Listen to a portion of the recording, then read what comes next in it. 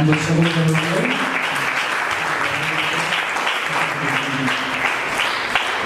Praise God. Amen. Thank you, Jesus. Thank you, Father. Hallelujah. சந்தோஷமா இருக்கிறீங்களா? அதை பார்க்கறது எங்களுக்கு ரொம்ப சந்தோஷம். Hallelujah. நம்ம மத்தியிலே இந்த நாளில் நிற்கிறது எனக்கு ரொம்ப சந்தோஷம். அன்னை சொன்ன பிரகாரம் இந்த வருஷத்துல துவக்கத்தில் மதுரையில் நடக்கிற முதல் கூடுகை தான். அதில் நான் நிற்கிறதுல ரொம்ப சந்தோஷப்படுகிறேன். அதில் நானும் என்னுடைய மனைவி நிச்சயமாக சேர்த்து உங்களுக்கு ஊழியம் செய்கிறது எங்களுக்கு ரொம்ப ஆசீர்வாதம். அன்னை சொன்ன பிரகாரம் மதுரை பட்டணத்தில் உண்மையாகவே நான் நேசிக்கிறேன். ஆவியில் எளிமையுள்ள மனிதர், அதை நான் பகிரங்கமாய் சொல்லணும். ஆவியில் எளிமை உள்ளவர். அந்த ஆவியில் நிறைய பேருக்கு அந்த எளிமை இருக்காது. ஸ்பிரிட்ல இருந்து நிறைய இருக்கும், அதில் நிறைய வெயிட் வச்சிருப்பாங்க. அவங்களோட பேசும்போது நமக்கு ஃப்ரீயாக செய்ய முடியாது, மூவ் பண்ண முடியாது. பட் கர்த்தர் உங்களுக்கு கொடுத்திருக்கிற ஊழியக்காரர் ஆவியில ரொம்ப எளிமை உள்ள ஊழியக்காரரை கர்த்தர் கொடுத்திருக்கிறார். அல்லேலூயா. ஆவியில எளிமை உள்ளவர்கள் எப்படிப்பட்டவர்களா? பாக்கியவான்கள். எத்தனை பேர் ஆமென் சொல்லுவோம்? சரி, நான் இந்த வேதத்தில் கூட நான் இடத்துல மன்னிப்பு கேட்கிறேன். தாமதம் என்னுடையதா அல்லது மழையினுடையதா அல்லது வந்த டிரைவருடையதான்னு எனக்கு தெரியல. ஆனால் லேட் ஆகிட்டு, சரியா? அதனால நான் இடத்துல மன்னிப்பு கேட்கிறேன். நாளைய தினத்திலே இன்னும் முன்பாகவே, நீங்கள் வருவதற்கு முன்பாகவே நாங்கள் வந்து விடுவோம், சரியா? நான் கர்த்தருடைய வார்த்தைக்கு நேராக கடந்து போக போகிறோம். ஒரு சின்ன காரியத்தை, ஆனால் ரொம்ப முக்கியமான ஒரு காரியத்தை நம்ம தியானிக்க போகிறோம், சரியா? நீங்க இவ்வளவு மழையிலையும் இவ்வளவு சிரமப்பட்டு அந்த ரோட்ல வரும்போது சொன்னேன், விசுவாசிகள்லாம் இந்த பாதையில எப்படி வர்றாங்கன்னு ரொம்ப கஷ்டம் தான் இல்லையா அப்படின்னு மனைவிட்டு சொன்னேன். இதெல்லாம் நீங்க கடந்து வந்திருக்கிறீங்க பாருங்க. இந்த பிரயாசத்தின் பலனை கர்த்தர் நிச்சயமாய் உங்களுக்கு காணப்படுவார். அல்லேலூயா. எல்லா செய்கைக்கும் ஒரு எதிர்வினை உண்டு இல்லையா? அவனவன் செய்கைக்கு தக்க பலன் இல்லையா? அதே போல நீங்க வந்த இந்த பிரயாசத்துக்கு கண்டிப்பா ஒரு பலன் உண்டு. எத்தனை பேர் ஆமென் சொல்ல முடியும்? அதனால நிச்சயமாய் கர்த்தர் உங்களை காணப்படுவார் என்று நான் கிறிஸ்துவுக்குள் விசுவாசமாயிருக்கிறேன். அதனால இந்த நாளில் வந்தவர்கள் பாக்கியவான்கள் சொல்லலாம். என்னால் வேதத்தினுடைய ஒரு மையத்தை, ஒரு கருத்தை நாம் தியானிக்க போகிறோம்.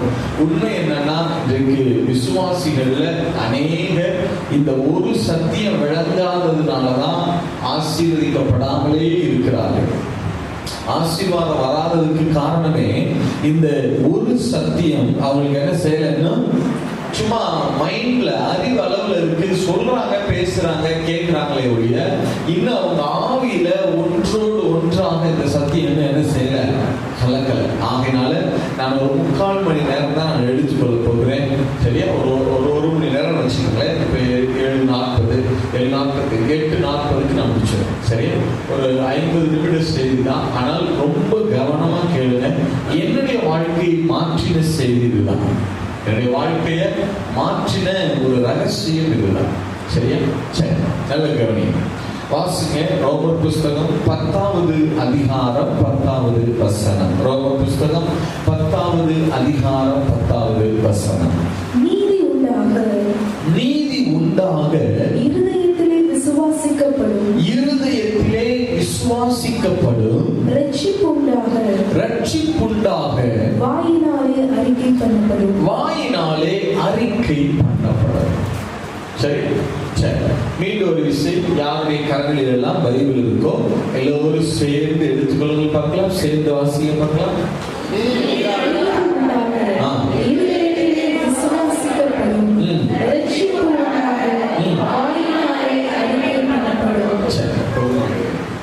இதே வசனத்தை நாம் பொது மொழிபெயர்ப்புல வாசிக்க கேட்கலாம், சரியா? பொது மொழிபெயர்ப்புல வாசிக்கலாம். உங்கள் கரங்கள்ல பொது மொழிபெயர்ப்பு கிடைக்குமானால் நீங்க கடைகளில் கேட்டீங்கன்னா இருக்கும், வாசிச்சு பாருங்க. வாழ்க்கையில ஒரு முறையாகிலும் வேதத்தை பொது மொழிபெயர்ப்புல வாசிச்சிருங்க, சரியா? நீங்கள் வேதத்தை என்ன, நான் ஏன் உங்கள்கிட்ட ஷேர் பண்றேன்னா, வார்த்தையை கேட்கிற தாகம் உங்களுக்குள்ள இருக்கு பாருங்க. அந்த தாகத்தினாலதான் நீங்க என்ன செஞ்சிருக்கிறீங்க, இங்க அமர்ந்திருக்கிறீங்க இல்லையா, அதனால சொல்றேன். வார்த்தையை தியானிக்கணும் அப்படிங்கிற மாட்சி உங்களுக்கு இருக்கிறபடினால சொல்றேன். புது மொழிபெயர்ப்புல ஒரு முறையாகிலும் என்ன செய்யுங்க, வேதத்தை வாசிங்க. உங்களுக்கு கொஞ்சம் விளங்கி கொள்வதற்கு கொஞ்சம் சுலபமாக இருக்கும். சரி, வாசிக்கலாம். புது மொழிபெயர்ப்புல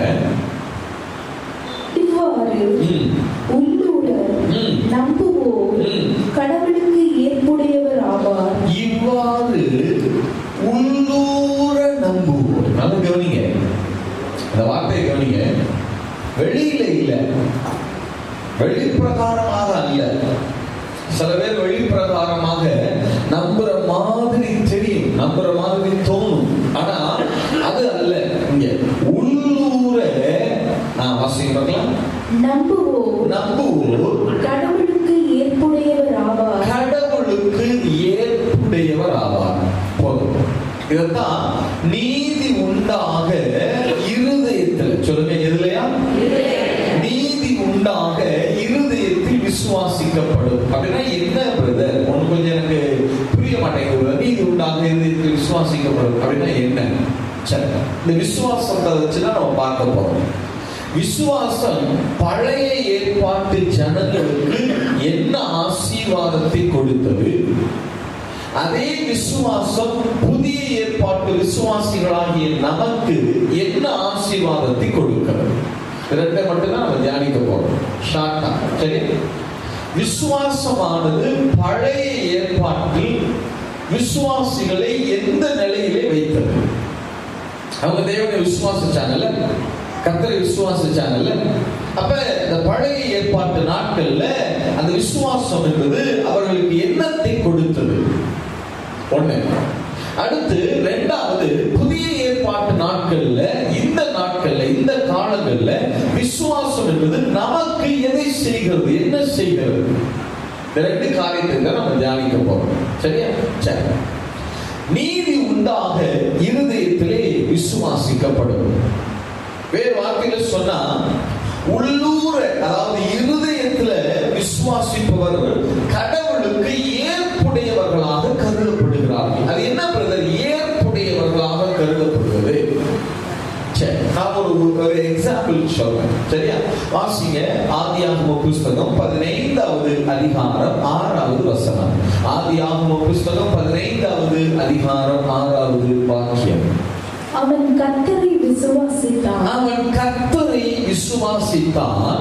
அதை அவர் அவனுக்கு நீதியாக எண்ணினார். அப்படின்னா என்ன பிரதர்? அங்கேயும் நீதி உண்டாக விசுவாசிக்கப்படும் வாசிச்சோம். இங்கேயும் ஆபிரகாம் கர்த்தரை விசுவாசித்தான், அதை அவர் அவனுக்கு நீதியாக எண்ணினார். அப்படின்னா என்ன பிரதர்? ஒன்னும் நீதியா எண்ணுறதுன்னா என்ன பிரதர்? சரி, இப்ப நல்லா கவனிங்க, உங்களுக்கு புரியும்படியா சொல்றேன். இப்போ பழைய ஏற்பாட்டு காலங்கள்ல தேவன் ஒரு திட்டமிடுகிறார். மனுக்குலம், ஒட்டுமொத்த மனுக்குலமும் பாவத்திலே விழுந்து கிடக்கிறது.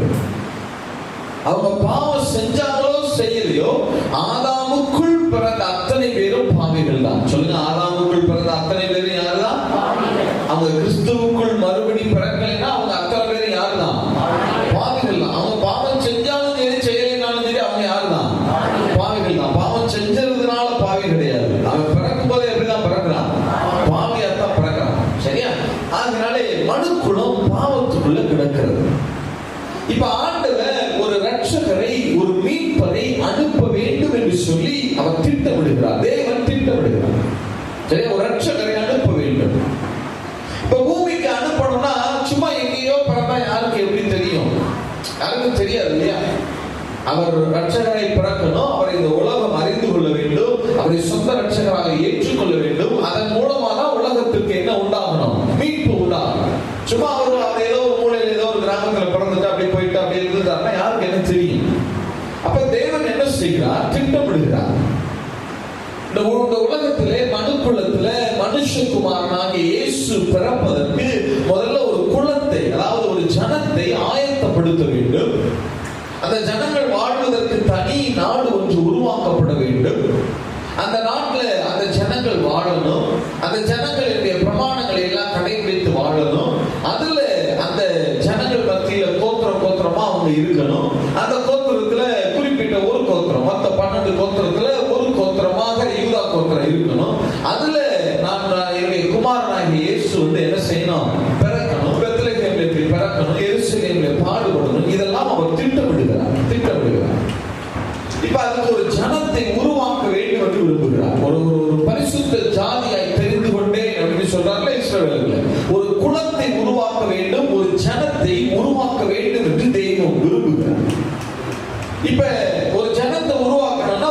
மனுஷன் மூலமா தான் ஒரு சந்ததியை உண்டாக்க முடியும் இல்லையா? ஒரு மனுஷன் மூலமா தான் ஒரு சந்ததி வர முடியும். இப்ப தேவன் ஒரு மனுஷனை தெரிந்து கொள்ள வேண்டும்.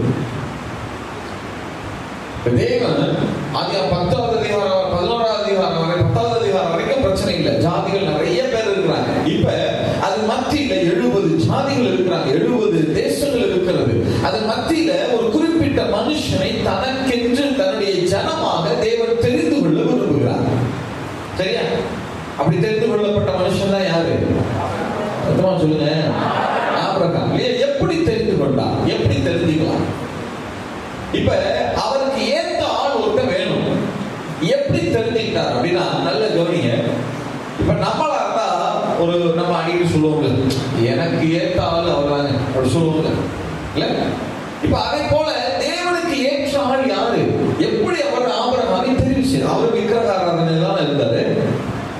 எதுவுமே சொல்லுதே, அவரும் தன்னுடைய முற்பிதாக்களோடு ஊர் என்கிற அந்த கல்தையருடைய தேசத்துல, ஊர் என்கிற பட்டணத்துல அவரும் விக்கிரக ஆராதனை என்ன செய்தாரா இருந்தார். அதுக்கு அப்புறத்துல ஆபிரகாமும் விக்கிரக ஆராதனை தான் செய்து கொண்டிருந்தார்.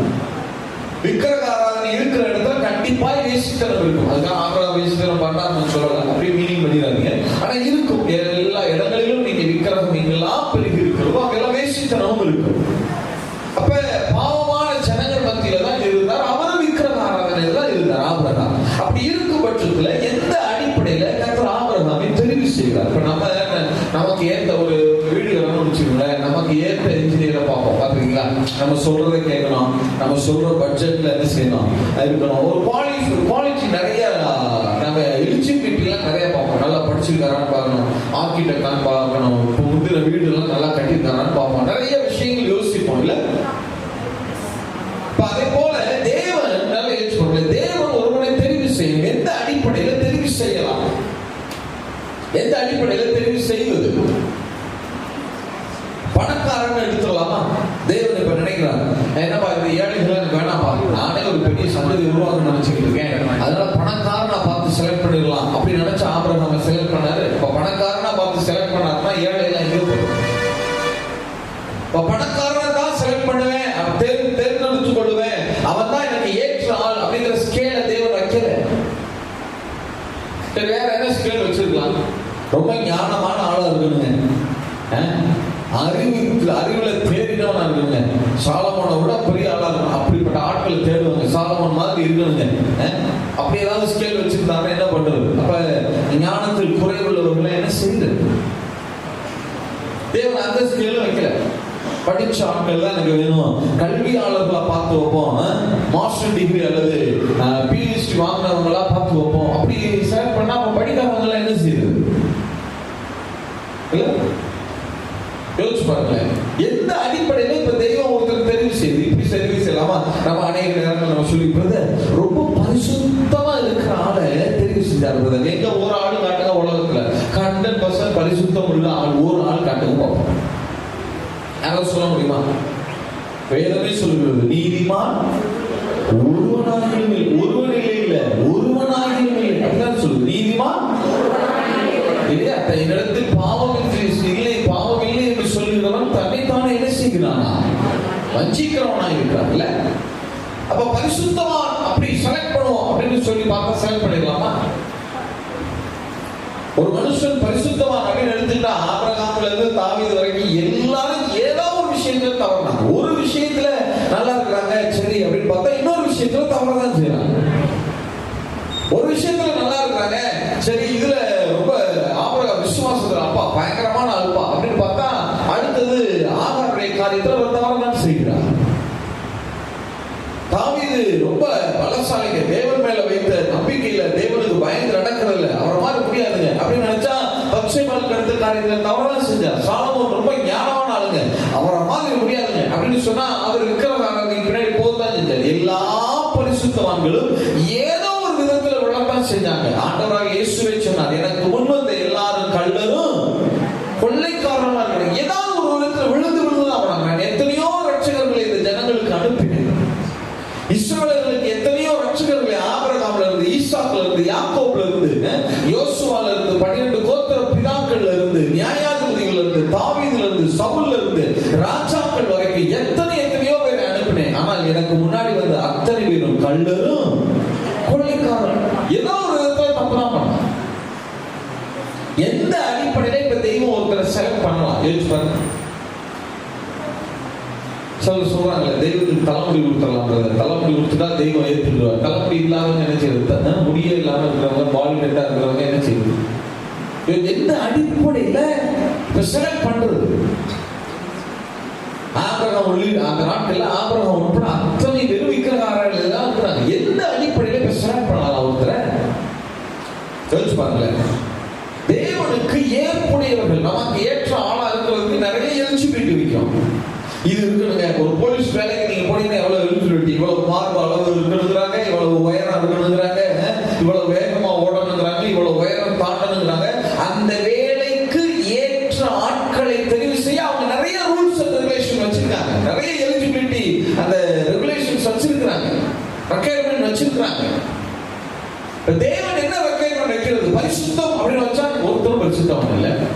சரி, ஞானவான் அப்படின்னு வச்சா அப்ப ஞானத்துல குறைவுள்ளவங்க எங்க போறது? பணக்காரன் வச்சா அப்ப ஏழைகள்லாம் என்ன செய்வாங்க? யோசிச்சு பாருங்க. ரொம்ப பலமான தெரிவு செய்யலாம் அப்படின்னு நினைச்சா அப்ப பலவீனம்லாம் என்ன எங்க போவான்? அப்ப என்ன அந்த கிரைட்டீரியா என்ன வைக்கிறது? அந்த ஸ்கேல் என்ன வைக்கிறது? எந்த அளவீட்டின் அடிப்படையில தனக்கு ஏற்ற ஆளை தேவன் தெரிவு செய்யலாம்? யோசிச்சு பாருங்க. தெய்வம் தெரிவு செய்யணும். நம்ம நிறைய ரெக்யர்மென்ட் சொல்லிடும், இப்படி இருக்கணும், அது இருக்கணும், இது இருக்கணும், அதெல்லாம் இருந்தாதான் அது அவங்க தான் எனக்கு ஏற்ற ஆளா இருப்பாங்க அப்படின்னு நிறைய சொல்லிடும். ஒரு பெண் பார்க்கணும்னா எவ்வளவு ரெக்யர்மென்ட் கொடுக்குறாங்க. சிவப்பா இருக்கணும், படிச்சிருக்கணும், வேலை பார்க்கணும், அது இருக்கணும், இது இருக்கணும், எவ்வளவு ரெக்யர்மெண்ட். அப்ப அதெல்லாம் இல்லாம என்ன செய்யுது? தேவன் அப்படி ஒரு ரெக்யர்மென்ட் கொடுத்தாங்க வைங்க, நம்ம எல்லாம் எங்க போறது? யோசிச்சு பாருங்க. பரிசுத்தம் உள்ளவர்கள் கொடுத்தா நம்ம எங்க போவோம்? ஞானம் உள்ளவர் தான் எனக்கு ஏற்புடையவர்கள் அப்படின்னா எனக்கு ஏற்ற ஆள். புரியும்படியா சொன்னா எனக்கு ஏற்ற ஆள். ஒரு மொழிபெயர்ப்புல இருக்க சூட்டபிள் பர்சன். சொல்லுங்க, என்ன பர்சனா? தேவன் ஒரு இஸ்ரவேலுங்கிற நாட்டை உருவாக்கி, கானான்கிற நாட்டை உருவாக்கி ஒருத்தன் கையில கொடுத்து அதன் மூலமா ஒரு சந்ததியை உருவாக்கி அதுல குமாரன் பிறக்கணும். இதுதான் அவருடைய பிளான். இப்ப அவருக்கு ஏற்ற அந்த சூட்டபிள் பர்சனை என்ன அளவீட்டின் அடிப்படையில என்ன ஸ்கேல் வச்சு அவனை செலக்ட் பண்றது? ஒரு கேள்வி வருது பாருங்க. தேவன் என்ன ஸ்கேல் வைத்தான்? என்ன ஸ்கேல் வச்சாலும் நம்ம ஃபெயில் ஆகும். உண்மைதானா? சொல்லுங்க, உண்மையா பொய்யா? நான் சொல்றது எத்தனை பேருக்கு விளங்குது? விளங்குறவங்க ஆமைன்னு சொல்லுங்க பாருங்க.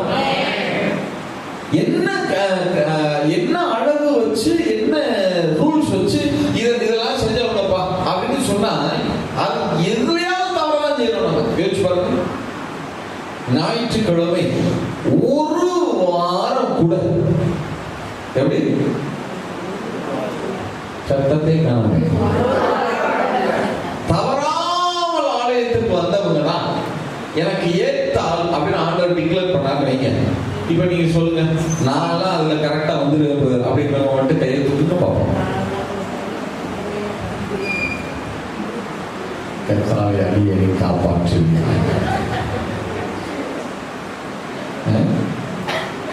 சரி, இப்படி கேட்போம். ஆலயத்துக்கு வந்துட்டு இருக்கிறது, ஆலயத்துல தேவனை ஆராதிக்கிறப்ப ஒரு பாட்டு பாடும்போது கூட என்னுடைய கவனம் திரும்பவே திரும்பாது. நான் சமய கட்ட யோசிச்சதே கிடையாது. அப்படி வைக்கலாமா? நான் ஆராதனையில முழு மனதோட நின்றவர்கள் மாத்திரம் தான் எனக்கு ஏற்புடையவர்கள் அப்படி வைக்கலாமா? அப்படி யாராவது இருக்கீங்களா? அப்படி தேவன் ரூல் வச்சாருன்னு வைங்களேன், ஒரு எலிஜிபிலிட்டி ரூல் வைக்கிறாருன்னு வச்சுக்கோங்க, இறக்கணும் வைக்கிறாருன்னு வச்சுக்கோங்களேன், எத்தனை பேர் செலக்ட் ஆகும்? என்னுடைய சிந்தனை, நான் முழு இதயத்தோடு, முழு உள்ளத்தோடு, முழு ஆத்மாவோடு, முழு பலத்தோடு என்னை ஆராதித்தவர்கள் மாத்திரமே எனக்கு ஏற்புடையவர்கள், எனக்கு ஏற்ற ஆட்கள். அவங்க எல்லாம் கை தூக்குங்க அப்படின்னு தேவன் சொன்னா எத்தனை பேர் கை தூக்குவோம்? தூக்குங்க பார்ப்போம்.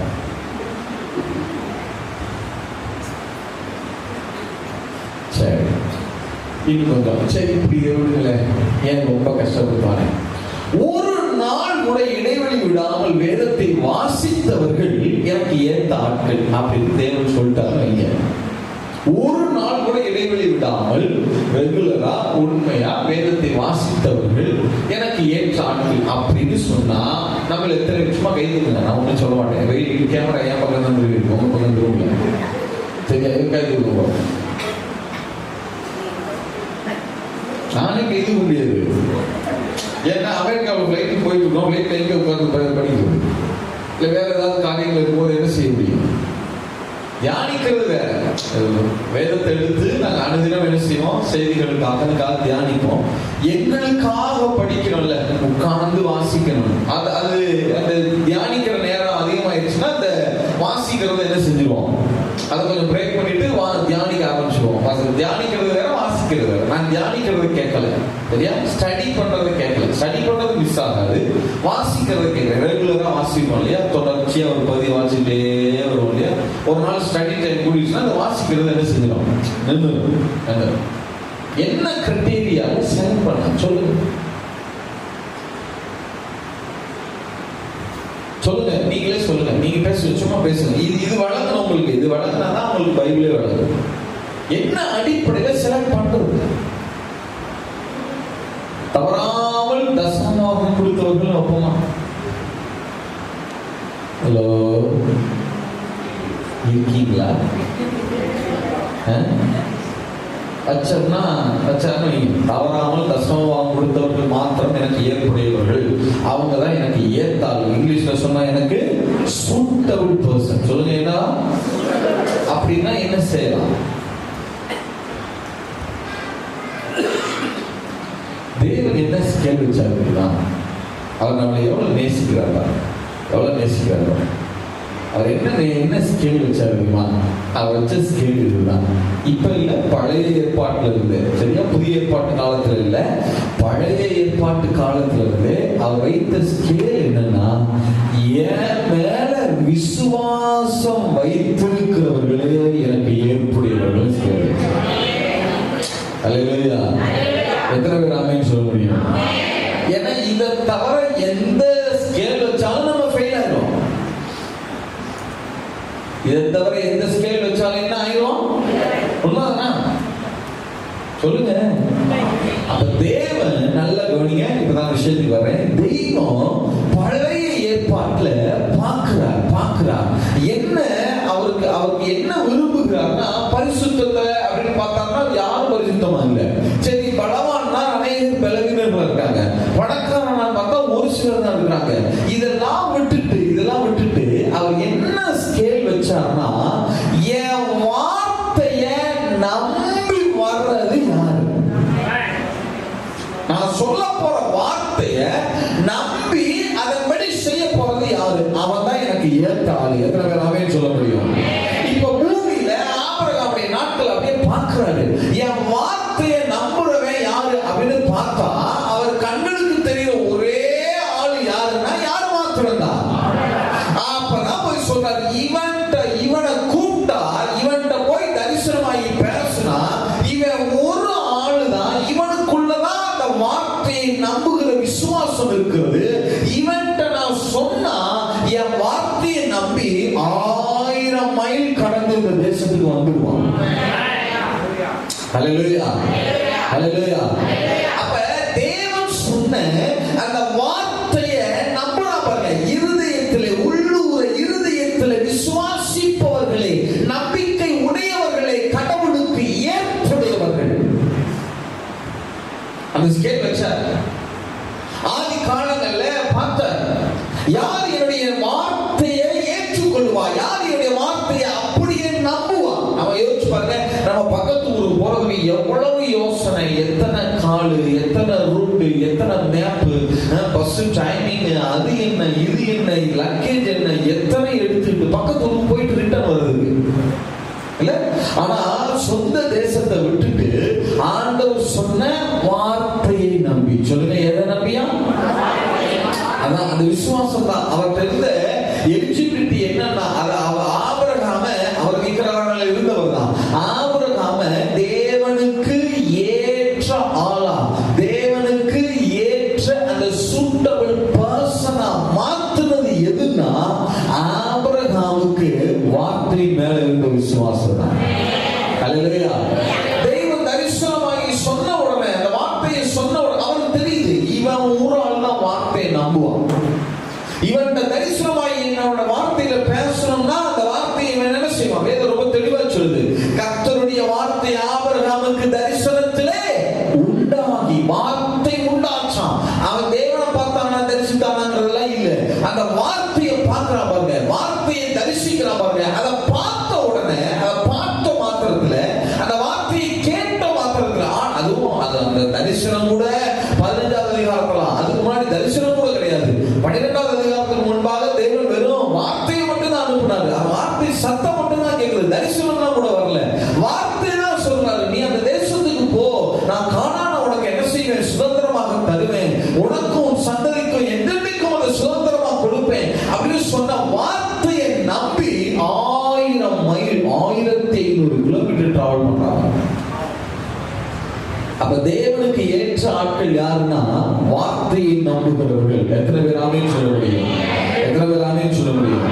வேற எந்த ஸ்கேல் வச்சாலும் நம்ம ஃபெயில் ஆயிடுவோம் பிரதர். வேற எந்த ஸ்கேல் வச்சாலும் நீங்க ஃபெயில் ஆயிடுவீங்க சிஸ்டர். உங்கள்ட்ட ஆண்டவர் பணம் கொடுத்தாதான் எனக்கு ஏத்த ஆளுன்னு சொல்லல. வச்சிருந்தா பணம் இல்லைன்னா என்ன சொல்லுது? யோசிச்சு பாருங்க. பலவான் அவங்க தான் எனக்கு ஏற்ற ஆளுன்னு சொல்லல. வேற எந்த ஸ்கேல் வைக்கல. அவன் வைத்த அளவீடு என்னன்னா, என் வார்த்தையை விசுவாசிக்கிறவர்கள் தான் எனக்கு சூட்டபிள் பர்சன். எத்தனை பேர் ஆமென் சொல்ல முடியும்? அதுக்காக தான் நாங்க அநேக நேரங்கள்ல வார்த்தையை படிங்க, வார்த்தையை கேளுங்க, வார்த்தையோட வாழுங்க, திரும்ப திரும்ப திரும்ப திரும்ப சொல்லுகிறதுக்கு காரணம் என்னன்னா, நீங்க கடவுளுடைய பார்வையில சூட்டபிள் பர்சனா காணப்படணும்னா எதை விசுவாசிக்கிறோம்? அப்படியே விசுவாசிக்கிறோம். அப்படியே ஆண்டவர் பார்த்தார், இந்த கானானை யார்கிட்ட கொடுக்கலாம்? பாலும் தேனும் ஓடுகிற தேசமா, இவ்வளவு மலைகளும் பள்ளத்தாக்குகளும் உள்ள தேசமா இதை உருவாக்கி இருக்கிறோமே, சிருஷ்டிப்புலயே இதை உருவாக்கிட்டோமே, 20 தலைமுறை காத்திருக்கிறாங்க. ஆபிரகாமிலிருந்து ஆதாமிலிருந்து ஆபிரகாம் 20 தலைமுறை 20 தலைமுறையா பார்க்கிறாரு. யார்கிட்ட இந்த கானானை கொடுக்கலாம், யார்கிட்ட கொடுக்கலாம், யார்கிட்ட கொடுக்கலாம், யார் என்னுடைய வார்த்தையை நம்புவார் நம்புவார் நம்புவான்னு 20 தலைமுறையாக காத்திருக்கிறார். 20 தலைமுறைக்கு பிறகு ஒரே ஒருத்தன் கிடைச்சிருக்கிறான். வார்த்தையை விசுவாசிக்க வல்லவனாய் இருக்கிற ஒரே ஒருத்தன் ஆபிரகாம். ஹல்லேலூயா. எத்தனை பேர் ஆமென் சொல்ல முடியும்? எத்தனை பேர் ஆமென் சொல்ல முடியும்? உங்களுக்கு இருக்கிற ஸ்கேல் வார்த்தையை விசுவாசிக்கிறேன். நீங்கள் நானும் அதாவது நமக்கு இருக்கிற தேவன் நம்மகிட்ட வச்சிருக்கிற ரெக்குயர்மெண்ட் அதுதான், வார்த்தையை உள்ளபடி அப்படியே விசுவாசிக்கிறேன். எதுக்கு எடுத்தாலும் 800 கேள்வி கேட்கப்படாது. இது நடக்குமா? அது என்ன? இது கேள்வி கேட்டுட்டே இருக்கிறவங்க சபைக்குள்ள இருந்தாலும் சரி, அவங்க மூப்பர்களாக இருந்தாலும் சரி, ஊழியத்திலே இருந்தாலும் சரி, அவர்கள் ஏற்புடையவர்கள் அல்ல. சரியா? அவர்கள் ஏற்புடையவர்கள் நீங்க தேவ விசுவாசிக்கலாம். ஆனா அவர் உங்கள்கிட்ட ஒண்ணு கொடுக்கணும்ல, அவர் கானானை கொடுக்கணும்னு பாக்குறாரு. யார்கிட்ட கானானை தூக்கி கொடுக்கலாம்? இந்த தேசத்தை இலவசமா பாருங்க, அவ்வளவு பாலும் தேன் ஓடுகிற தேசம். நீங்க இஸ்ரேலுக்கு போனீங்கன்னா ஒரு 800 மலை இருக்கும். அவ்வளவு மலை, எல்லாம் ஏறினா மலை இறங்கினா மலை, மலைகளும் பள்ளத்தாக்கள் உள்ள தேசம். கலிலேயா கடற்கரை சுற்றி பார்த்தீங்கன்னா அவ்வளவு நீரூற்று, அவ்வளவு. நீங்க உலகத்துல என்னெல்லாம் கிளைமேட் இருக்கோ எல்லாமே ஒரே நாடு இஸ்ரேலுக்குள்ள பார்த்தலாம். ஒரு பக்கம் வனாந்தரம் இருக்கு, ஒரு பக்கம் மலை இருக்கு, ஒரு பக்கம் சமவெளி இருக்கு, ஒரு பக்கம் பள்ளத்தாக்கு இருக்கு, ஆறுகள் ஓடுது. என்ன பனி காஷ்மீர் பனி பகுதி, லீபனான் பகுதி இருக்கு, என்னென்ன இருக்கு எல்லாம் இருக்கு. இப்படி ஒரு தேசத்தை உருவாக்கி அதை கொடுக்கிறார். சூட்டபுளான ஆள் யாரு? நம்ம யோசிப்போம்ல. ஒரு உதாரணம் சொல்றேன். நீங்க ஏதாவது ஒரு பொருள் இருக்கு, யாருக்காவது கொடுக்கணும்னு நினைக்கிறீங்க, மைண்ட் உடனே யோசிக்கல, இதை கொடுக்கறது ஏற்ற ஆள் யாரு கொடுக்கலாம், சூட்டபுளான ஆள் யாரு யோசிக்கிறீங்களா?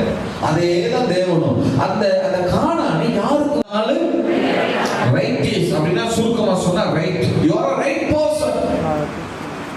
இவர் தாங்க ரைட்டான ஆளு, உங்களுக்கு கரெக்டான ஆளு அப்படின்னு சொல்றோம்ல, உங்களுக்கு கரெக்டான ஆள் அவர் தாங்க.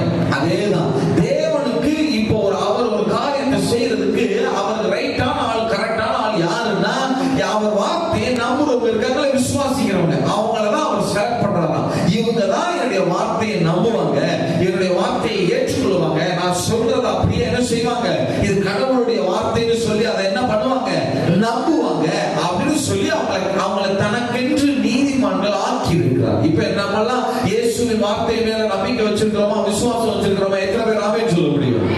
இப்ப நாமெல்லாம் தேவனுக்கு ஏற்புடையவர்கள், தேவனுக்கு சூட்டபிள் பர்சன்ஸ். எத்தனை பேர் ஆமென் சொல்ல முடியும்? அப்ப இடத்துல குறைகள் இருக்கு பிரதர். நிச்சயமாக உங்களுடைய குறைகளை கழுவி மாற்றி உங்களை பரிசுத்தவான்கள் ஆகும்படிக்கு தான் உங்களை அழைத்து கொண்டே வந்திருக்கிறார். எத்தனை பேர் ஆமென் சொல்ல முடியும்?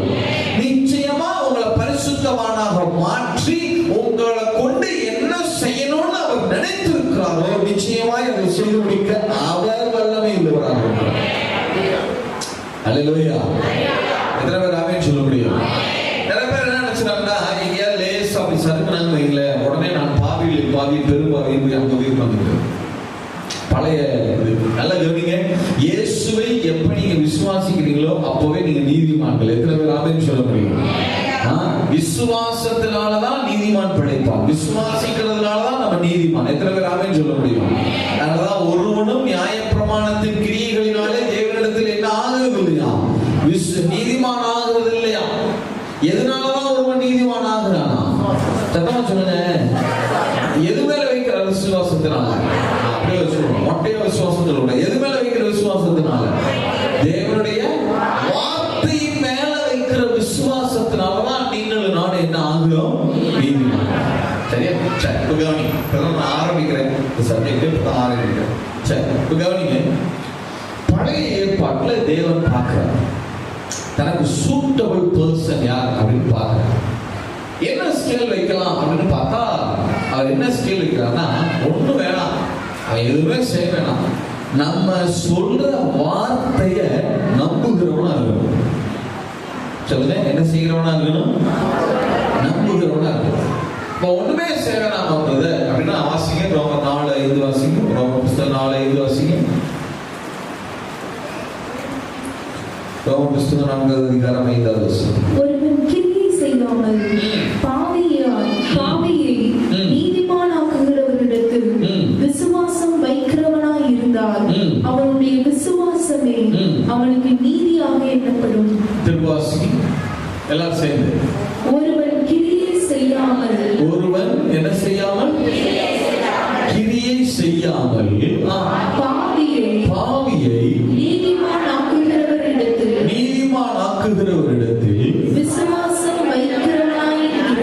விசுவாசம் வைக்கிறவனாய் இருந்தால் அவனுடைய விசுவாசமே அவனுக்கு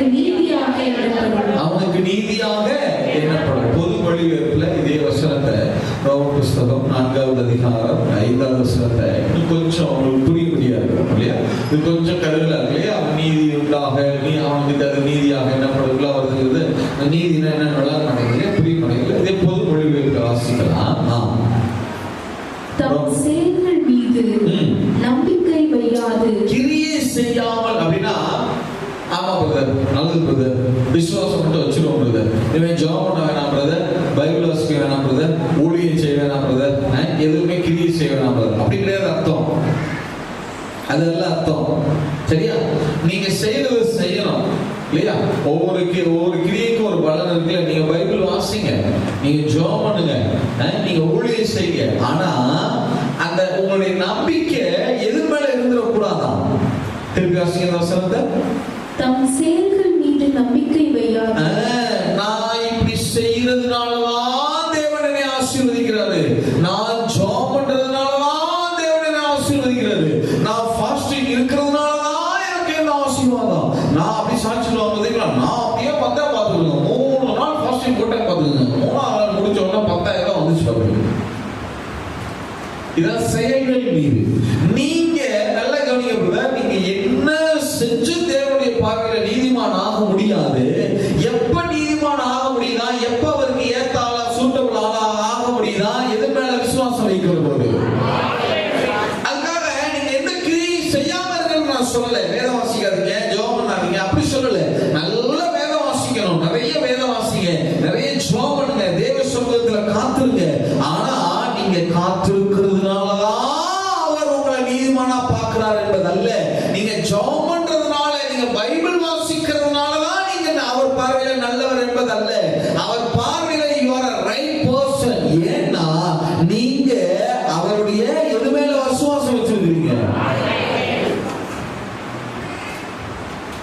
இங்கதான் நிறைய பேர் விழுந்து போறதுக்கு, நிறைய பேர் சறுக்கிறதுக்கு, ஆசீர்வாதங்களை அனுபவிக்க முடியாது. செயல்கள் மீது நம்பிக்கை வையாமல், செயல்களை செய்யாமல் அல்ல, செயல்கள் செய்ய, ஜெபம் பண்ணுங்க, வேதம் வாசிங்க, என்னெல்லாம் நற்கிரியைகள் செய்ய முடியுமோ செய்யுங்க. நன்மை செய்தால் மேன்மை இல்லையோ சொல்லுங்க. நன்மை செய்தால் நற்கிரியைகள் செய்யுங்க.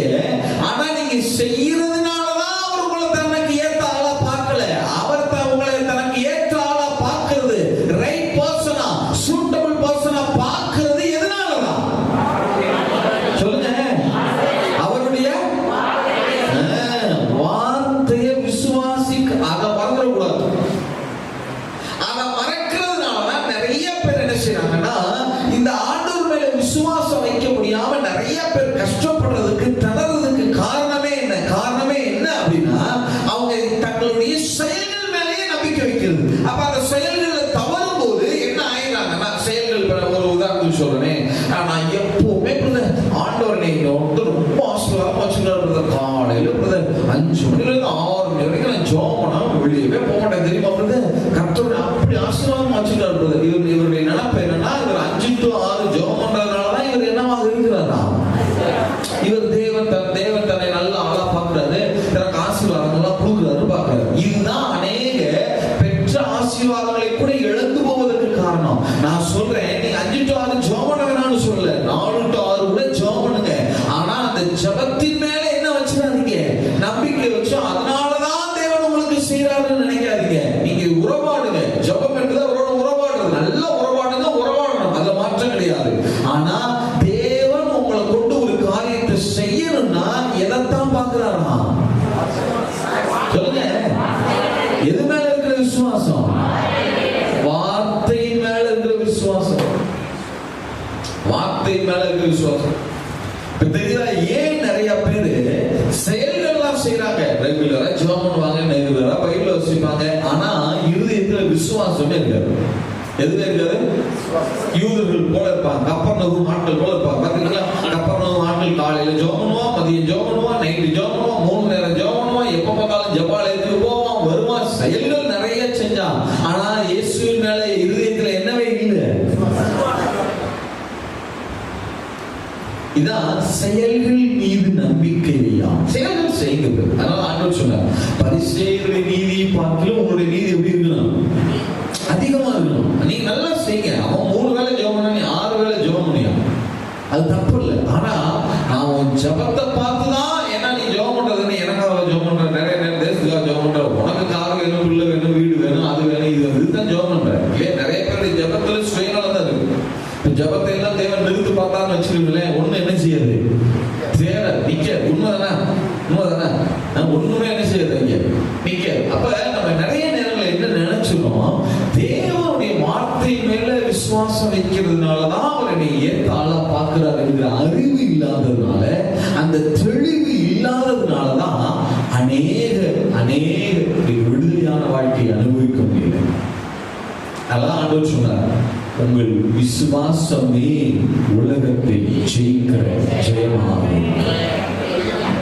அல்லேலூயா. எத்தனை ஆமென் சொல்ல முடியும்? நிறைய வார்த்தைகளை வாசிங்க சிஸ்டர், நிறைய வார்த்தையை தியானிங்க. வார்த்தை இது மாதிரி ஆவிக்குரிய கூட்டங்கள்ல உட்கார்ந்து வார்த்தை என்ன செய்யுங்க, நிறைய என்ன செய்யுங்க, கேளுங்க. ஏன்னா இது கேள்வினாலதான் எது உண்டாகுமா? விசுவாசம் உண்டாகும். ஏன் இது மாதிரி மீட்டிங்லாம் வைக்கிறோம்னா, எங்களுக்கு நேரம் போகலைனோ இல்ல பொழுது போகலைனோ இல்ல ஏதோ ஒரு ஒர்க் ஓரியண்டா ஏதோ நாங்க இதை நடத்தணும்னு காமிக்கிறதுக்கு அல்ல. உங்க இருதயத்துல இந்த வார்த்தையை கேட்கிறப்ப என்ன உண்டாகும்?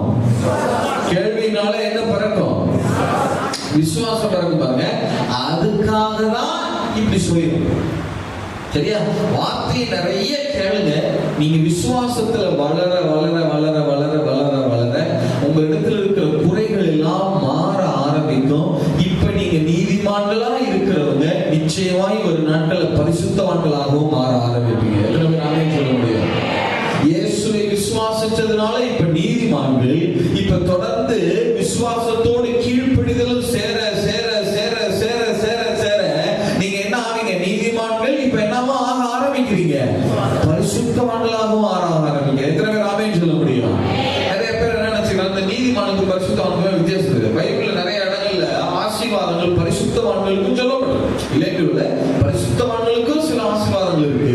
ஆனால் அதை பார்க்கிலும் அதிகமான ஆசீர்வாதங்கள் யாருக்கு தான் சொல்லப்பட்டிருக்கிறது? முதல்ல நீதிமான்களுக்கு தான். நீங்க வாக்கியம் நிறைய இடத்துல நீதிமான் பிழைப்பான், நீதிமான் செழிப்பான், நீதிமான் நீதிமான் நீதிமான் அப்படிதான் இருக்கும்.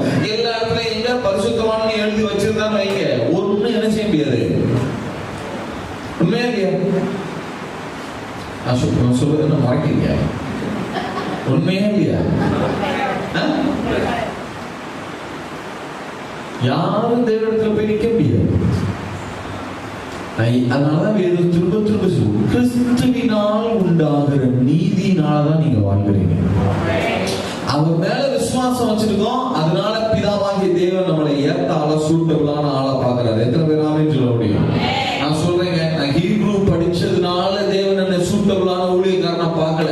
தன்னுடைய ரகசியங்களின் உக்கிரானக்காரனாய் தேவன் என்னை வைத்திருக்கிறது பார்க்கிறதுக்கு காரணம் நான் ஹீப்ரூ படிச்சதுனால அல்ல, நிறைய நேரம் வேதம் வாசிக்கிறதுனால தியானிக்கிறதுனால இல்ல, அல்லது வேற எந்த ஞானத்தினாலும் இல்ல. ஒன்னே ஒண்ணுதான், இயேசுவை விசுவாசிக்கிறதுனாலதான். அல்லேலூயா. எத்தனை பேர் ஆமென் சொல்ல முடியும்? எனக்கு தெரியும், அப்பரிமிதமான நம்பிக்கையும் விசுவாசமும் இந்த உலகத்துல யார் மேலையும் வைக்காத நம்பிக்கையும் விசுவாசமும் என் தகப்பனாகிய இயேசுவின் மேல வைத்திருக்கிறேன். அதனாலதான் நான் தேவனுக்கு சூட்டபிள் பர்சன். அல்லேலூயா. வேற எதனாலே நான் சூட்டபிள் பர்சன் கிடையாது. அவர் வேற எதுக்கு அவர் காம்ப்ரமைஸ் ஆக மாட்டார். பிதாவாகிய தேவன் நீங்க அவர் பார்வையில சூட்டபிள் பர்சனா காணப்பட வேண்டும் என்று சொன்னால் நிச்சயமா நீங்க எதை விசுவாசிக்கிறவர்களாக இருக்கணும்? வார்த்தையை அப்படியே விசுவாசி. அது என்ன சொல்லுது அப்படியே விசுவாசி. அது எட்டு ஒரு கேள்வி என்று உட்கார்ந்து இருப்பார். அங்க அறிவெல்லாம் பயன்பட அது என்ன, அது இப்படி இருக்கும், அது இப்படி, இது என்ன, அது என்ன, இந்த கேள்வி கேட்டுட்டே இருக்கக்கூடாது. சரியா? அப்படியே நிறைய சந்தேகங்கள் எல்லாம் வருது. சந்தேகமே வேதத்தில் நிறைய இருந்தாலும் ஆண்டவரே நான் சொல்றேன், ஆண்டவரே எனக்கு இதுல இருக்கிற நிறைய காரியம் விளங்கலைன்னா எனக்கு விளங்கல இல்ல, இதை விளங்கிக்கிற அளவுக்கு எனக்கு மூளை இல்லை. உண்மை, இதை விளங்கிக்கிற அளவுக்கு எனக்கு மூளை இல்லை. ஆனா ஒரு நாள் எனக்கு விளங்க பண்ண உங்களால முடியும் ஆண்டவரே. அல்லேலூயா. அதனால இதை பத்தி நான் ஒன்றும் குறையா யோசிக்க மாட்டேன். இந்த ஜீவனுள்ள தேவனுடைய வார்த்தையை ஒரு நாள் நான் சந்தேகப்பட மாட்டேன். இது என்ன சொல்லுதோ அதை அப்படியே நான் நம்புவேன். எத்தனை பேர் ஆமென் சொல்ல முடியும்? எத்தனை பேர் ஆமென் சொல்ல முடியும்? அப்படியே நம்புங்க பிரதர், அப்படியே விசுவாசம். இதுல என்ன சொல்லி இருக்கோம், இந்த வார்த்தையில என்ன எழுதி இருக்கோ அப்படியே விசுவாசிங்க. தேவனுக்கு சூட்டபிள் பர்சனா பார்க்க சூட்டபிள் உங்களுக்கு தேவன் பார்க்கிறார். இந்த கோமலிபுரம் ஏரியாவில் இருந்து ஒரு எழுப்புதல் நாயகனை எழுப்பணும், நமக்கு ஏத்த ஆள் யாருன்னு பார்க்கிறான்னு வச்சிருங்க. இங்க யார் நிறைய ஜோம் பண்றா, நிறைய அதை பண்றா, இதை பண்றா, அதெல்லாம் பார்க்க மாட்டாங்க. ஏன்னா அவங்க தேவன் மேல நம்பிக்கை வைக்க மாட்டாங்க. எது மேலேயும் நம்பிக்கை வச்சு ஓடிடுவாங்க. தங்களுடைய செயல்கள் மேல நம்பிக்கை வச்சு ஓடிடுவாங்க. அவங்களால தேவனுக்கு எந்த பிரயோஜனம் கிடையாது. அவர் யாரை பாப்பா தெரியுமா? முதல்ல யார் என்னுடைய வார்த்தையை அப்படியே நம்புவாங்க. நான் சொன்னா அப்படியே நம்பி செய்யணும். எத்தனை பேர் ஆமென் சொல்ல முடியும்?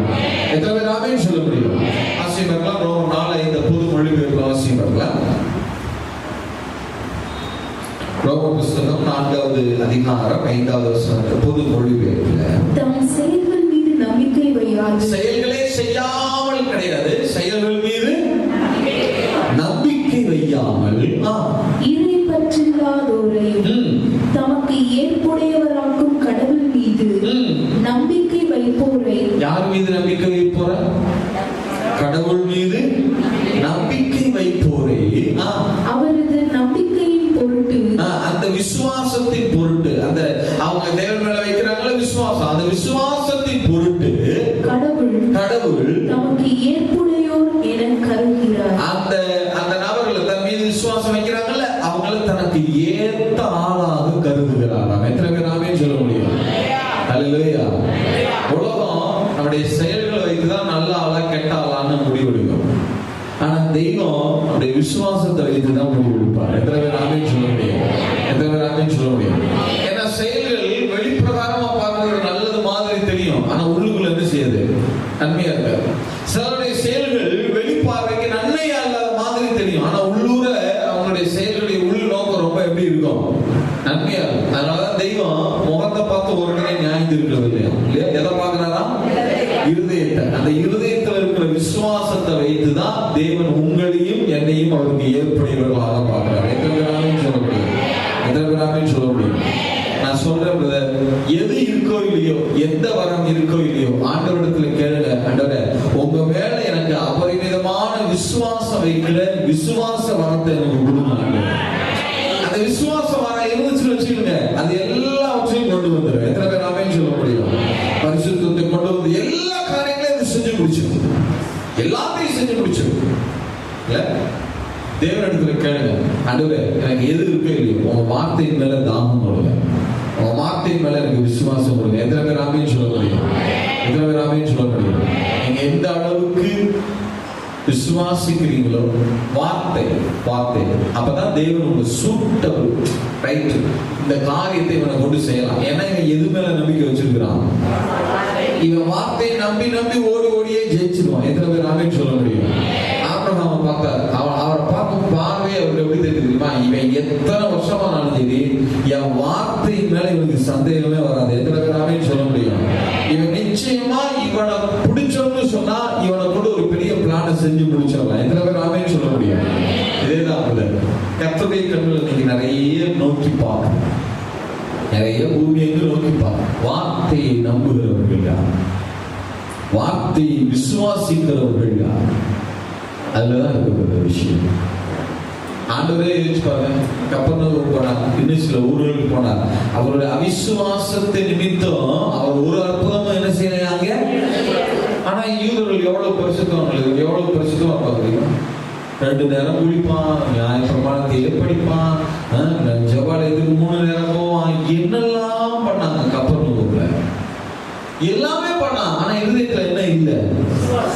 ஆனா எதுவுமே பண்ண முடியாம சில செய்யலாம். ஆனா பண்றதுல தோத்து போன எத்தனை பாவிகள். ஆனா அவெல்லாம் செயல்கள்ல விழுந்தாங்க, முடியாம விழுந்து எந்திரிச்சாங்க. ஆனா விழுந்து எந்திரிச்ச பாவிகள் கூட யாரு மேல விசுவாசம் வச்சுட்டாங்க? இயேசுவின் மேல விசுவாசம் வச்சு மிராக்கிள் பெற்றுக்கொண்டாங்க. ஆச்சரியத்தை பாருங்க. அதான் எது சொல்லுது? தம் செயல்கள் மீது நம்பிக்கை வையா. அதுக்காக செயல்களை செய்யாதீங்க நான் சொல்ல. நல்ல பைபிள் வாசிக்கிறது, நீங்க வேதம் வாசிக்கிறது, நீங்க செபிக்கிறது எல்லாமே அப்பா மேல இருக்கிற விசுவாசம் பெறுகிறது. எத்தனை பேர் ஆமென் சொல்ல முடியும்? உங்களுக்கு ஆலயத்துக்கு அழைத்து கொண்டு வருவது, கூட்டங்களுக்கு கொண்டு வந்து வார்த்தையை போதிக்கிறது, மணிக்கணக்காக அமர வைத்து, இதெல்லாம் எதுக்கு அப்படின்னா, இதெல்லாம் எதுக்குன்னா ஒரு இருதயத்துல விசுவாசம் பெறுகிறது தான். எத்தனை பேர் ஆமென் சொல்ல முடியும்? உள்ளத்தின் ஆழத்திலிருந்து சொல்லுறது. நீங்க எப்ப அவர் வார்த்தையை அப்படியே நம்புறீங்களோ, அவர் உங்களை பார்க்கிற பார்வை அப்படி மாறிடும். குறை இருக்கக்கூடாது. அதை உங்களை எப்படி சரி பண்ணணும்னு அவருக்கு தெரியும்.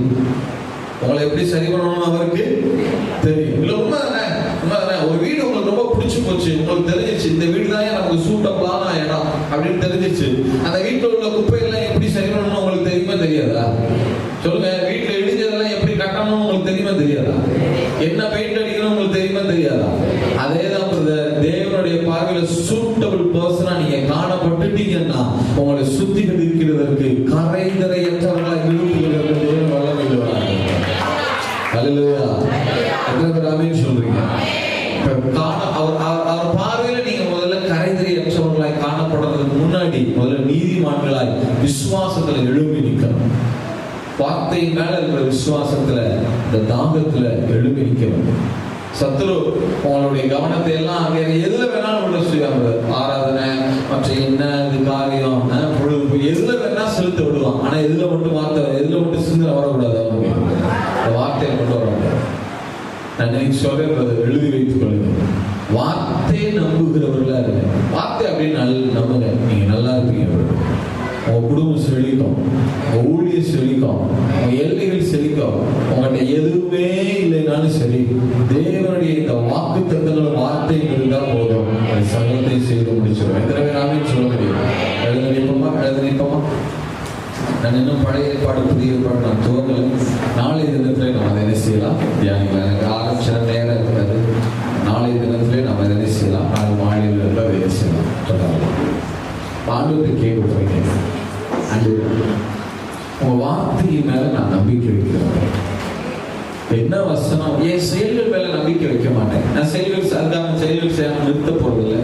நிறைய நான் பைபிள் வாசிக்க போறேன், நிறைய நான் ஜெபம் பண்ண போறேன். ஆனா அதே நேரம் செயல்கள் மீது அல்ல. அந்த வார்த்தையின் மீது நான் நம்பிக்கை வச்சு வளர்ப்பேன். உள்ளத்தின் ஆழத்தில் நீங்க வாயை திறந்த ஒரு 2 நிமிடம் அந்நிய பாஷையில் ஜெபிங்க. ஒரு 2 நிமிடம் ஆண்டவரே, எனக்கு வார்த்தையின் மேல விசுவாசம் கொடுங்க ஆண்டவரே.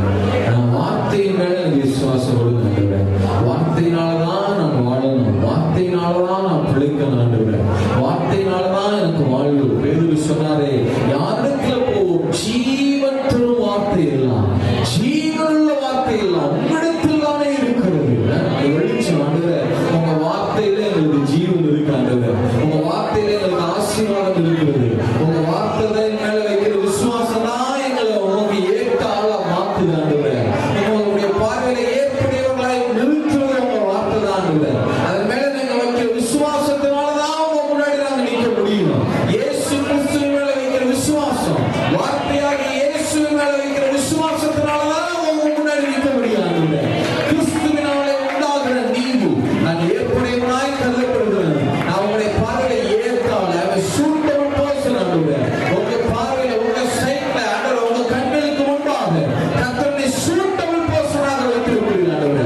நீங்க அப்படி செய்வீங்க நாங்க நம்பி இருக்கிறோம். நல்ல வாயத்தது உங்க விசுவாசங்களை அறிக்கை செய்ய வரலாம். உள்ளத்தின் ஆழத்தில் இருந்து yes yes yes father, yes father, yes father. உங்க பிள்ளைகளுடைய இதயத்தில் இருக்கிற எல்லா விசுவாசங்களும் மாறட்டும் ஆண்டவரே. குதர்க்கமான கேள்விகள், வார்த்தையை குறித்த தவறான எண்ணங்கள், பிம்பங்கள் எல்லாம் மறைந்து போவதாக ஆண்டவரே. எஸ் ஃபாதர், வார்த்தையை சந்தேக கண்ணோட்டத்தோட பார்க்கிறது, கருவின இருதயத்தோட பார்க்கிறது, கேள்விகளுக்கு நோக்கத்தோடு கேட்கிறது, பார்க்கிறது. இவைகளெல்லாம் உங்க பிள்ளைங்க விட்டு உணர்த்தும் ஆண்டவரே. அதை அப்படியே அப்படியே அப்படியே ஆவணம் நம்பினாரே. 1000 மைல்களுக்கு அப்பாலிருந்து கொண்டு வர காணாத தேசத்தை தருவேன் என்று சொன்ன வார்த்தையை நம்பினாரே. அந்த வாக்குத்தத்தங்களை வார்த்தையை நம்புகிற அப்பரிமிதமான விசுவாசம் இந்த பிள்ளைகளுடைய இருதயத்தில் இந்த நாளிலே ஊற்றப்படுவதாக. சாராள் நம்பினாங்களே, வாக்குத்தத்தம் பண்ணின ஒரு உண்மையிலே அவர் சொன்னதை செய்வார் நம்பினாங்களே ஆண்டவரே. அந்த விசுவாசம் பிள்ளைகளுடைய இருதயங்களே ஊற்றப்படுவதாக. எஸ் ஃபாதர், நான் நீதிமான் என்கிற வெளிச்சம், தேவனுடைய பார்வையில நான் நீதிமானாக காணப்படுகிறேன் என்கிற வெளிச்சம், அவருடைய பிள்ளையாக கருதப்படுகிறேன் என்கிற வெளிச்சம் உங்க பிள்ளைகளுடைய இருதயங்களில் என்றைக்கும் பிரகாசிப்பதாக ஆண்டவரே. Yes father, yes father, S.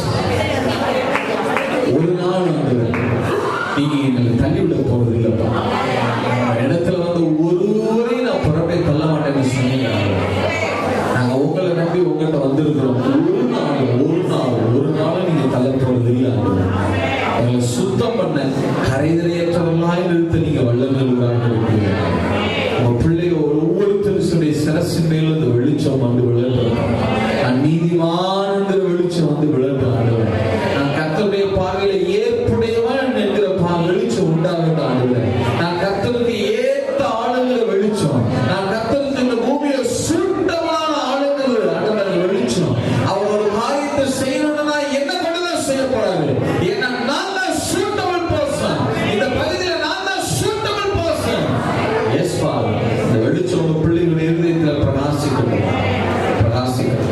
வார்த்தையை தியானிக்கவும் வாசிக்கவும் பலன் தாங்க. வார்த்தையை தியானிக்கவும் வாசிக்கவும் பலன் தாங்க. நீங்க செய்வீங்க நாங்க நம்புறோம். அப்படியே உங்க கரங்களை சரண்டர் பண்றோம். உங்க பிள்ளைங்களை நீங்க பார்த்துக்கீங்க. இருதயங்களை விசுவாசம் துளிர்விடுவதாக. வார்த்தையை பார்க்கிறப்பவே கேட்கிறப்பவே தாகமா வாஞ்சிட்டு கதறுகிற மாட்டவரை மானானது நீரோடைய வாஞ்சிட்டு கதறுகிறது போல அந்த வார்த்தை மேல ஒரு தாகம் உங்க பிள்ளைகளுக்கு உண்டாகட்டும். ஆபிரகாம் பெருசா ஒன்று செய்யறாங்க. விக்கிரக ஆராதனை காரணமா அநேக நேரங்களில் ஆகார் உள்ளிட்ட அநேக காரியங்களில் தவறு புரிந்தவன் தான். சொந்த மனைவியை கூட சகோதரின்னு பொய் சொல்ல துணியாதவன் தான். ஆனாலும் இந்த குறைகள் எல்லாம் ஆபிரகாமை தூக்கி தூக்கி தூக்கி தூக்கி சொன்னது வந்து காரணம் ஆபிரகாம் உங்க வார்த்தை மேல வச்ச விசுவாசம் அல்லவா? வார்த்தை மேல வைத்த விசுவாசம் அல்லவா? வார்த்தை மேல வைத்த விசுவாசம் தான் அவன் நீதிமான் ஆக்கிச்சு ஆண்டவரே.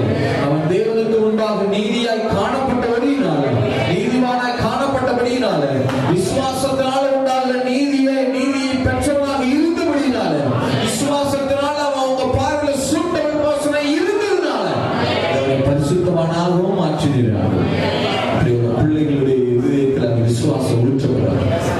எது இருக்கோ இல்லையோ உங்க மேல இருக்கிற விசுவாசம் ஒரு நாள் மாற உங்க பிள்ளைங்களுக்கு ஒரு நாள் விசுவாசம் மறையாம கொடுக்கலாம்.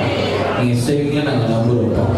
எல்லாவற்றையும் நீங்க கேட்டு உங்க மத்தியில நின்று உங்க பிள்ளைகளுக்கு நேராக உங்களுடைய கரத்தை உயர்த்தி, வானத்துக்கு நேராக உங்களுடைய கரத்தை உயர்த்தி, உங்களுடைய ஜெபத்துக்கு வார்த்தைகளுக்கெல்லாம் நீங்க இப்ப ஆமென்னு சொன்னதற்காக, அப்படியே ஆகட்டும் என்று சொன்னதற்காக எல்லாவற்றையும் இயேசுவின் நாமத்தில் ஜெபிக்கிறோம் நல்ல பிதாவே. வாக்கு பண்ணினவர் மாறினார், வாக்கு தத்தம் நிறைவேற்றுவார்.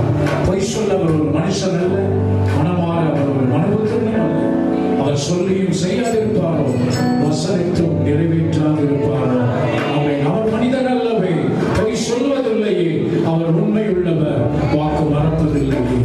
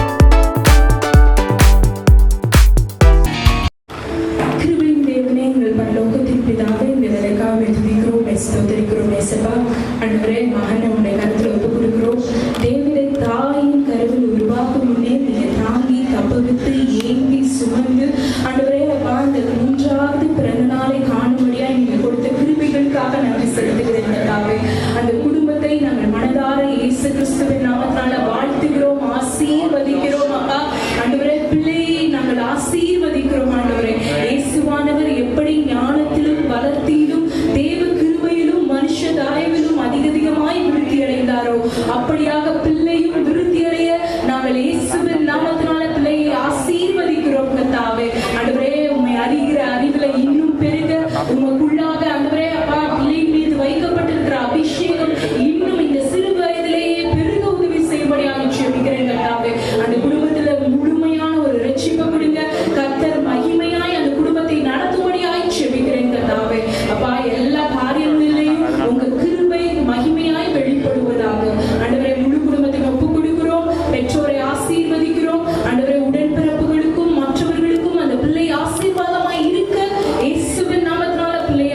ஆசீர்வதிக்கிறோம்.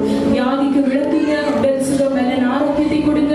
கர்த்தர் ஆண்டவரே அப்பா, பிள்ளை குறித்து நீங்க என்ன சித்தம் வைத்திருக்கிறீரோ அதை நிறைவேற்றும்படியாய் நாங்கள் ஒப்புக் கொடுக்கிறோம். கர்த்தாவே, சபைக்கு ஆசீர்வாதமான பாத்திரமாய் எடுத்து பயன்படுத்தும்படியாய் ஜெபிக்கிறோம். இயேசு கிறிஸ்துவின் நாமத்தில் ஜெபிக்கிறேன் ஜீவனுள்ள நல்ல பிதாவே. ஜெபம். கிருபை இறக்கம் நிறைந்த எங்கள் அன்பின் தூய ஆவியானவரே, பிதா குமாரன் பரிசுத்தருடைய நாமத்தினாலே இந்த முதல் நாள் ஸ்தோத்திர இந்த புத்தாண்டு ஆசீர்வாத கூட்டத்திற்காக நடிச்சிருக்கிறோம்.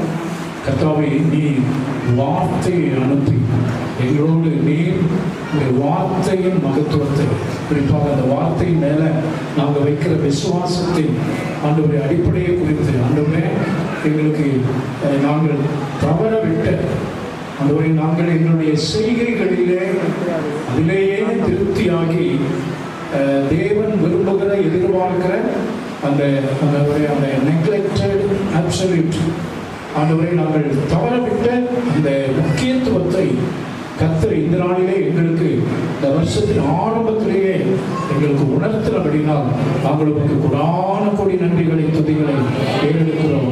அவர் சகலத்தையும் அதிரடி காலத்திலே நேர்த்தியாய் செய்கிற நம்முடைய அன்பின் தெய்வம் இந்த நாளிலே கர்த்தாவை நீர் அபிஷேகம் பண்ணி எங்கள் மத்தியிலே கொண்டு வந்த உம்முடைய தாசம் மூலமாக ஆண்டவரே நீர் வெளிப்படுத்தினதற்காக நன்றி செலுத்துகிறோம்.